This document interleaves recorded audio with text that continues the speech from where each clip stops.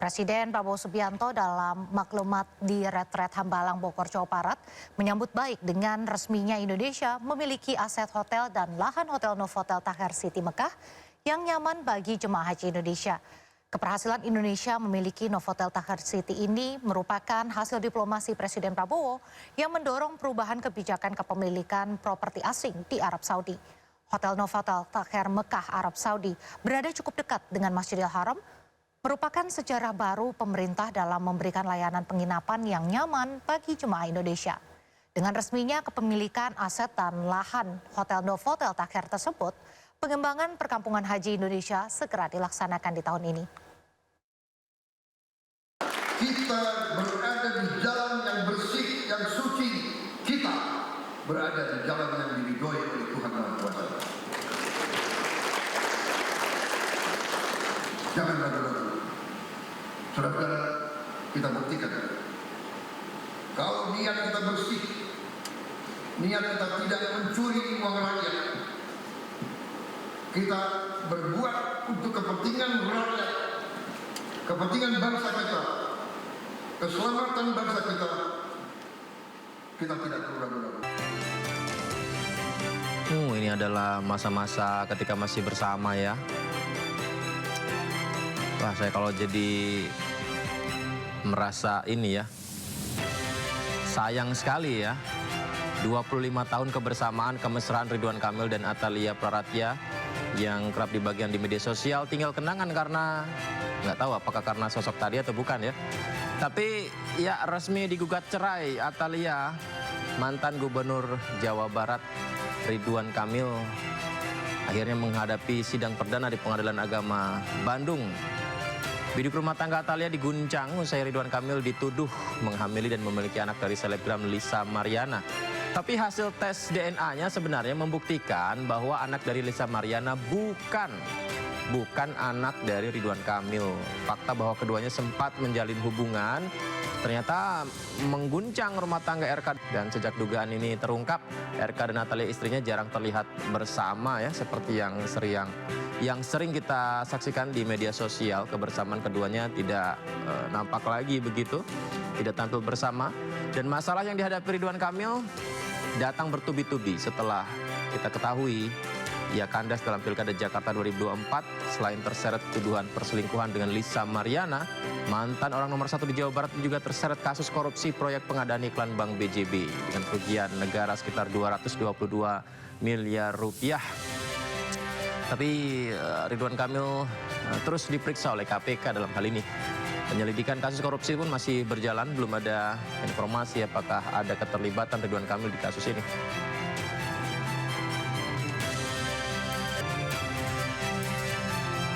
Liga 4 berujung pemecatan, pemirsa. Ini dia nih, aksi kekerasan terjadi di pertandingan sepak bola Liga 4 zona Jawa Timur. Putrajaya Pasuruan lawan Perseta Tulungagung, dan rame wasit memberikan kartu. Firman Nugraha dengan tendangan kungfu ini terkapar hingga dia harus ditandu untuk bisa mendapatkan perawatan. Kita lihat adalah detik-detik salah satu pemain klub Putrajaya Pasuruan, Muhammad Hilmi Gimnastiar, menerjang pemain lawan Firman Nugraha dari Perseta Tulungagung di Stadion Gelora Bangkalan dalam lanjutan babak 32 besar Liga 4 zona Jawa Timur. Tendangan kungfu harusnya nggak ada di sepak bola ya. Ini telak mengenai dada korban hingga terkapar dan harus dibawa ke rumah sakit. Sementara wasit langsung memberikan kartu merah dan mengusir pelaku tendangan kungfu dari pertandingan. Ya, beruntung korban kini kondisinya sudah membaik, tapi seharusnya tidak ada kekerasan yang berlebihan dalam pertandingan sepak bola karena tidak menjunjung sportivitas. Ada beberapa yang menyampaikan bahwa menuntut pelaku resmi dipecat menuntut agar pelaku dipecat dari klubnya. Nah, ini dia ini. Oh, ada suratnya ini. Menyampaikan bahwa tuduhan ataupun juga sepertinya dipecat dari klubnya jadi berujung panjang, pemirsa. Diduga pelaku pemain Putrajaya melakukan aksinya karena emosi lantaran klubnya kalah dari Perseta Tulungagung. Akibat perbuatannya pelaku juga terancam sanksi pidana. Wah, jadi panjang sekali ya.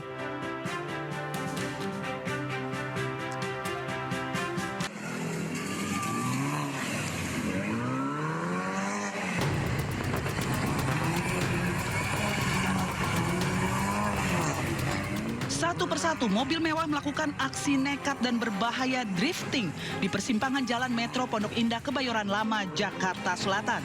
Aksi ini viral dan diduga aksi ini dilakukan untuk dijadikan konten media sosial karena ada sejumlah remaja yang berdiri di pinggir jalan lalu mengabadikan dengan ponsel.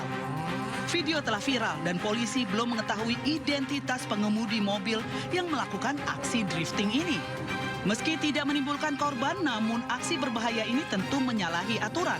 Untuk mencegah terjadinya aksi serupa, polisi melakukan tindakan preemptif dengan melakukan pemantauan, menyiagakan personil dan memasang rambu larangan di lokasi.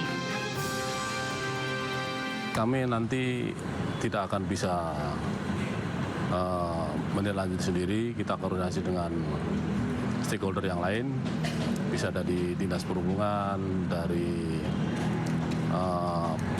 Pakop Polres Selatan, kemudian dari Polsek, kemudian dari yang lain, bisa kasih di situ apakah dipasang rambu, tidak boleh drifting di situ. Atas peristiwa ini, polisi juga mengimbau agar masyarakat tidak melakukan kegiatan berbahaya seperti balap liar dan drifting di jalan umum karena dapat membahayakan nyawa pengguna jalanan lain. Jika ingin menyalurkan hobi membalap dan drifting, sebaiknya menggunakan fasilitas yang resmi seperti fasilitas drifting di Pusdiklantas Polri di Serpong, Tangerang Selatan yang memiliki program Indonesia Driving Safety Center.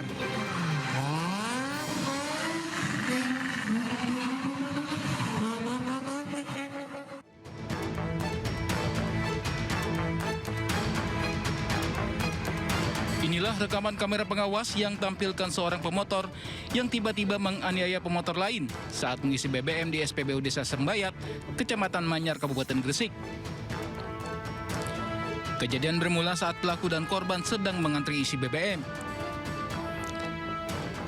Namun pelaku yang berboncengan dengan anak dan istrinya tiba-tiba menghampiri dan menganiaya korban hingga korban terjatuh dari motornya. Usai melakukan pemukulan, pelaku langsung meninggalkan lokasi begitu saja. Sementara akibat pemukulan, korban alami luka di mata. Merespons video viral tersebut, unit Reskrim Polsek Manyar bergerak cepat dan langsung menangkap pelaku di rumahnya. Dari hasil pemeriksaan, pelaku mengaku tersinggung karena hanya merasa ditatap oleh korban. Korban ini dianiaya oleh orang yang tidak dikenal. Berawal dari permasalahan saling melihat, dan pelaku merasa bahwa korban ini melototi sehingga kemudian terjadi penganiayaan itu. Kemudian dari itu kami melakukan proses penyelidikan untuk menentukan alat bukti. Kemudian pada tanggal 5 kita berhasil mengamankan orang yang diduga sebagai pelaku. Polisi juga mengungkap bahwa pelaku merupakan seorang residivis yang pernah terjerat kasus penggelapan dan pemerasan pada tahun 2012 dan 2020 silam. Akibat perbuatannya, pelaku dijerat pasal penganiayaan dengan ancaman hukuman penjara 2 tahun. Dari Gresik, Jawa Timur, Agus Ismanto, iNews melaporkan.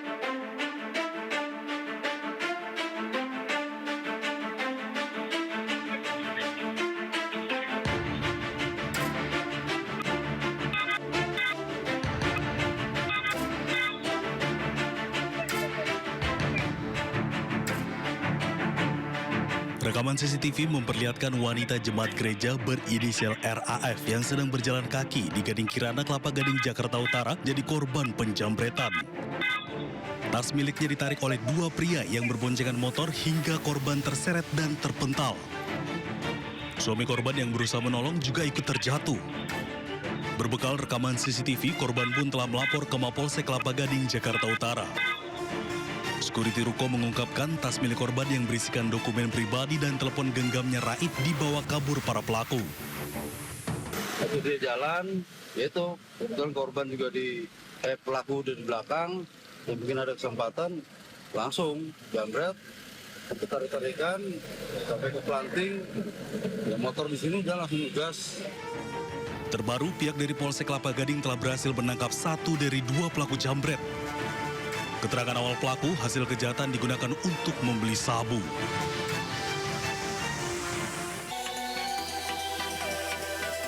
Pernikahan siri dan poligami atau memiliki lebih dari 1 istri kini bisa dipidana. Aturan ini tertulis dalam Undang-Undang Nomor 1 Tahun 2023 tentang Kitab Undang-Undang Hukum Pidana atau KUHP baru dan sudah berlaku sejak tanggal 2 Januari lalu. Sebenarnya negara tidak melarang nikah siri atau poligami asalkan saat melakukan hal itu kedua pasangan atau salah satunya tidak terikat perkawinan sah dengan yang lain. Penjara menanti apabila poligami dilakukan tanpa izin dari pengadilan.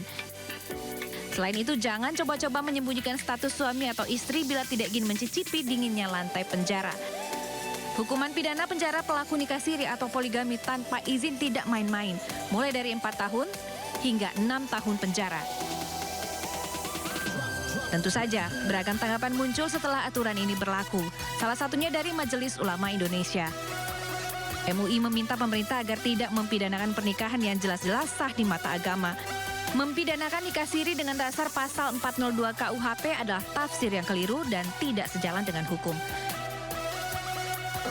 Menikah adalah ibadah, namun menurut KUHP baru bila dilakukan secara diam-diam atau bila pernikahan itu dibalut penipuan yang datang bukan lagi pahala dan berkah, tetapi bisa pasal-pasal pidana yang berujung penjara. Tim Liputan iNews melaporkan. Dokter sekaligus pemilik klinik kecantikan dan selebgram Richard Lee telah ditetapkan sebagai tersangka pada tanggal 15 Desember 2025 lalu. Akibatnya, ia terancam hukuman 5 tahun penjara. Dr. Richard tersandung kasus produk kosmetik yang dilaporkan oleh Dr. Samira Farasnas alias Dokter Detektif. Penetapan tersangka itu terkait laporan dugaan pelanggaran perlindungan konsumen atas produk dan tindak kecantikan yang dilaporkan oleh Doktif.